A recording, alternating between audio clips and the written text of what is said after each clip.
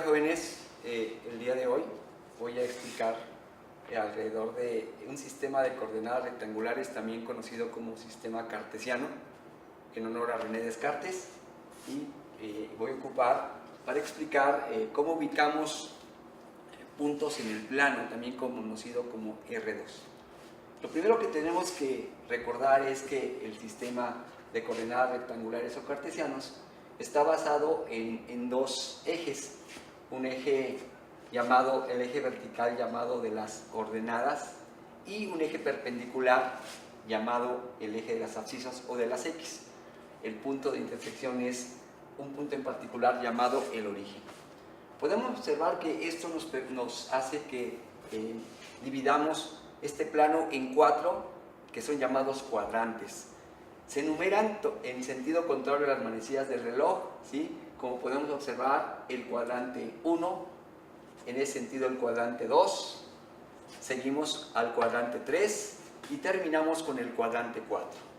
¿Qué significa y para qué se utiliza esto? Justo para ubicar los puntos en el plano, donde justo los cuadrantes nos van a indicar, ¿sí?, los signos de valores que se asocian a cada punto en él.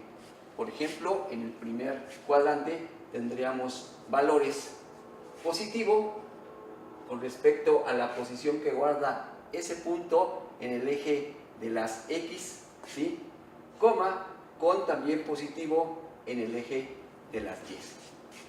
De la misma manera, para el cuadrante 2 tendríamos coordenadas en el semieje negativo de las X, negativo, y en el eje de las Y, positivo.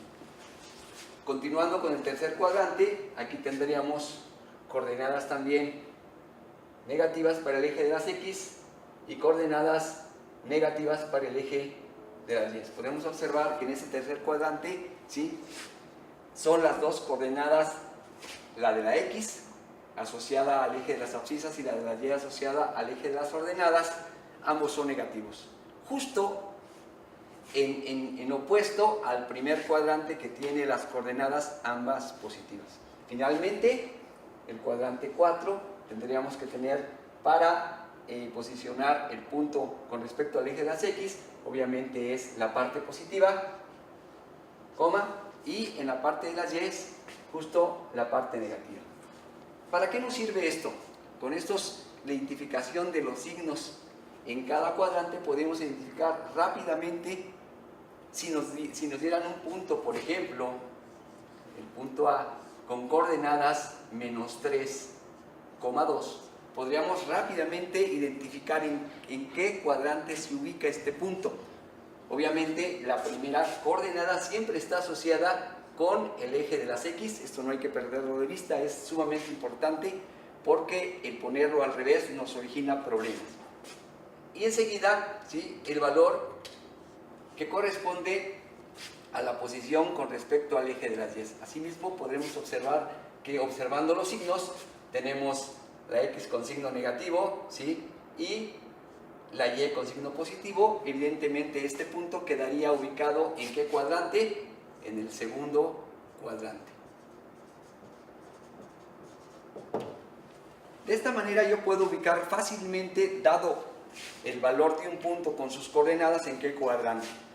También es importante si solamente nos indican, por ejemplo, un nuevo punto que le puedo llamar B, el nombre de los puntos puede ser cualesquiera, ¿sí?, y enseguida anotar el valor que corresponde a la posición que guarda moviéndose o desplazándose en el eje de las X. Yo podría escribir, por ejemplo, un 5, ¿sí?, y podría tener también, por ejemplo, un 0. ¿Qué significa esto? ¿Cómo puedo ubicarlo? Pues muy sencillo, lo primero que tendría que hacer es posicionarme, ¿sí?, en el valor que corresponde al eje de las X y moverme a partir del origen. 1, 2, 3, 4 y 5. Aquí estaría posicionado, ¿sí?, en el eje de las X. Y la siguiente coordenada sería la Y, pero en este caso la Y corresponde al 0. Entonces quiere decir que el punto que me están indicando está posicionado sobre el eje de las X a una distancia del origen de 5 posiciones positivas. Es decir, en este momento tendría yo que ubicar el punto D. Si yo tuviera otro nuevo punto, por ejemplo, ¿sí?, el punto C, y tuviese coordenadas, ¿sí?, 3,4, obviamente este punto me quedaría ¿en qué cuadrante? Sí, aquí quedaría en el cuadrante, en el primer cuadrante, y ahora lo voy a ubicar.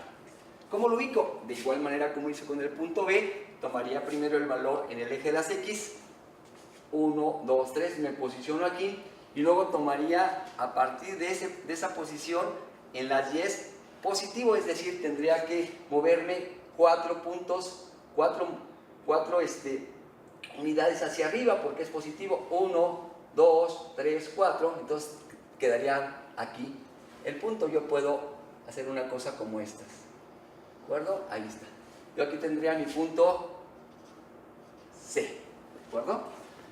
Ahora, si regreso a ubicar, por ejemplo, el punto A que me quedó en menos 3,2, también lo podría hacer, ¿sí? Dice que fue en el segundo cuadrante, obvio, no tengo que buscar ni en el primero, ni en el segundo, ni en el tercero, ni en el cuarto, perdón. Me iría directamente al segundo cuadrante, perdón, haría 1, 2, menos 3, ¿sí? Y luego haría 1, 2 y me quedaría aproximadamente en esta posición. Puedo hacer esto, primero me ubico y luego hago la intersección. En este punto me quedaría, ¿sí?, el punto que he nombrado como